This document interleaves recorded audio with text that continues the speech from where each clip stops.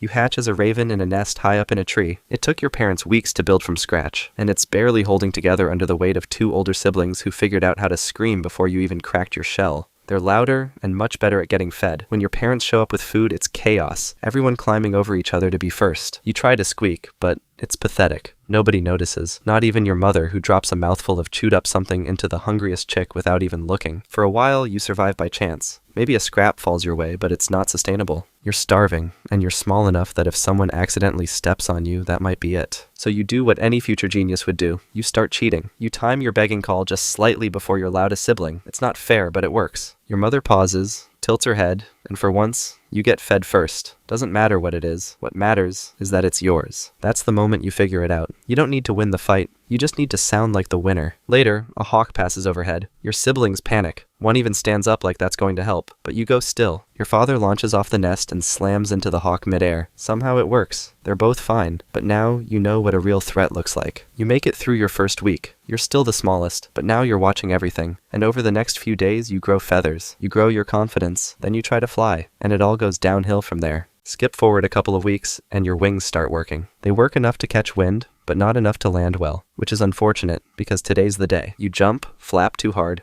and drop straight into a bush. Your parents swoop in above you, calling for encouragement, or maybe they're laughing. It's hard to tell. The next few weeks are all about catching up. Your parents still feed you, but now you have to follow them. You fly behind them, crashing into branches and getting left behind more than once, but you're still learning. You watch where they find food, how they open things, where they stash leftovers, and you start copying them. They bury food constantly, under leaves, in cracks, behind rocks. Sometimes they fake it, tucking nothing into a patch of moss just to throw off other ravens. You try the same thing and immediately forget where you actually put your real food. But your parents don't help. They just watch. There's a strict no handout policy now. If you want more than a beakful, you work for it. You're also learning how to read body language. If someone twitches their tail, that means danger. If your mom lets out a soft purr, that's a squirrel that is about to get evicted from its acorn stash. You're starting to mimic things too. Your parents don't teach you that. You just do it. One day you let out a perfect hawk call and scare the feathers off your own sibling. Nobody knows how you learned it. You don't either. It just felt right. By month 4, you can fly, bury food, and even steal without falling off the branch. You're getting smarter every day, which is good,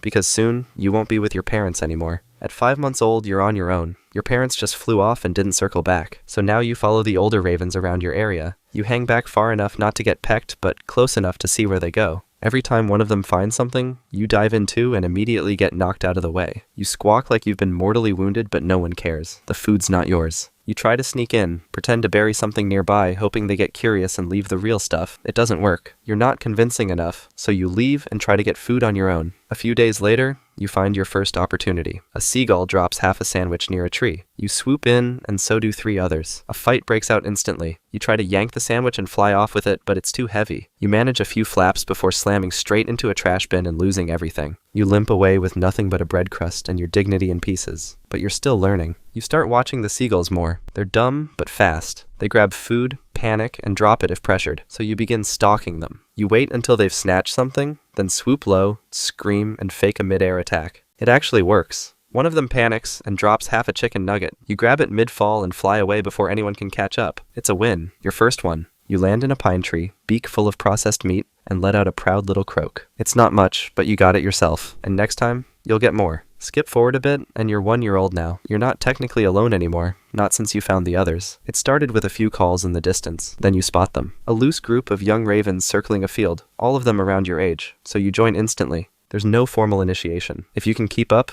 you're in.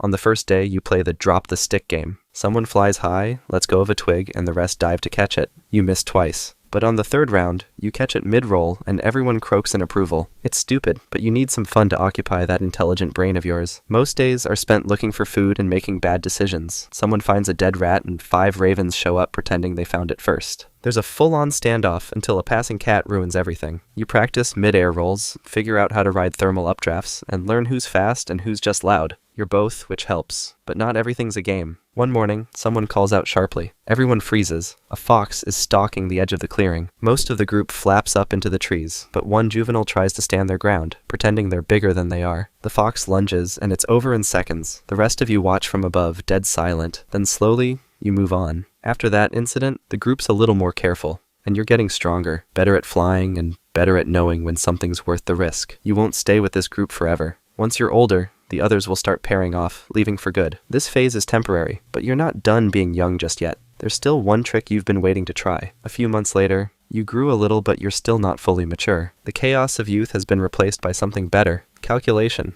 And today, you see the opportunity. There's a carcass down on a field, untouched and exactly the kind of thing every raven in a 10-mile radius will fight over. You're not the first one to spot it, but you don't rush in. Instead, you land early a few meters away. You eye the scene and start scheming. Then, when you come up with something, you fold your wings, drop onto the ground beside the body, and go still. You pretend to be dead, not even moving your head as the others arrive. The first raven lands nearby and immediately freezes. It sees the carcass, then it sees you lying right next to it. It hops back, eyes wide, then lets out a soft warning call. Another raven arrives, hears the call, sees you dead, and decides nope, too risky. Must be poison or a trap, so it backs off. And just like that, they're gone. You wait a little longer, just in case someone's watching. Then, slow as anything, you lift your head and look around. There's nobody here, so you start eating. Then you hop back and hide some in a hole. A little for now, a little for later. You repeat the trick twice more that week. It works every time. The others are suspicious now. You can tell. They eye you when you show up. They hesitate when you get too close. Good. Let them worry. Let them think you know something they don't. Because you do. You're learning how to manipulate the game, not just play it, and that's what sets you apart. But you're not just in it for the solo heists anymore. You've been watching someone else. A raven your age. Bold enough to challenge you over a carcass, but clever enough not to push it. You've seen her a few times now, and you're starting to land near each other on purpose. Skip forward a bit, and you're 4 years old now. You spot a bin after a couple of hours flying. So you land, wedge your beak under the flap, and push. But nothing happens. It's sealed tight,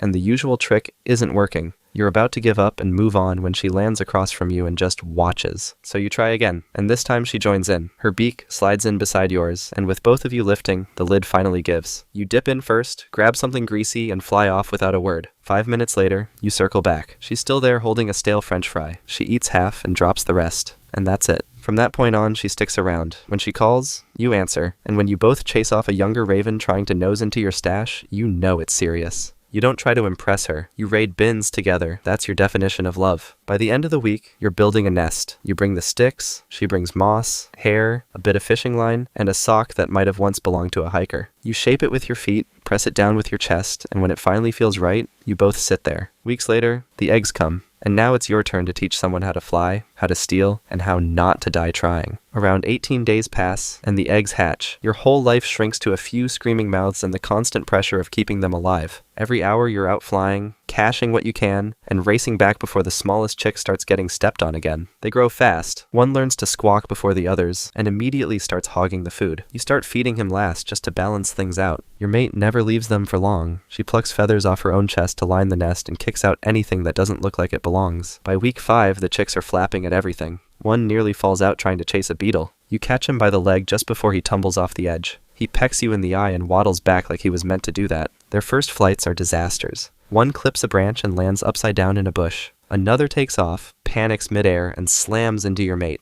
You don't help them. They've got to figure it out the same way you did. By 10 weeks, they're flying, and once they leave the nest, they don't come back. You and your mate stay behind in the same tree for a few more days, quiet again. You'll raise more next year, maybe 2, maybe 3, and one day, one of them might even stick around. Skip forward, and you're 12 years old now. You're flying with your mate and 2 of last year's fledglings because you decided to have kids almost every year. You're showing them everything you know. How to stash food without being followed, and how to read the wind like a map. That morning, you cross into an unfamiliar sky. After a couple minutes of flying, you spot a dead carcass lying on the floor. It's clean, and you don't smell anyone around it. So you land, and the others follow. Then it goes wrong. Dark shapes drop in from above. Young ravens. This is their ground, and you miss the signs when flying into it. They come in hard. One strikes from the left, and you take the hit. Another goes for your chick, and you cut it off midair. Your mate tries to herd the fledglings back, but they're panicked. You try to hold them back, pushing with every ounce of strength you've got. You've fought before and won, but today you're outnumbered. One of them dives low and tears through your side. You catch another by the leg and drag it down with you, but the rest keep coming. You twist and strike, but the sky is full of them and you're not fast enough anymore. You feel the sharp, final hit just behind the shoulder. It doesn't knock you out of the air, it just takes the air with it.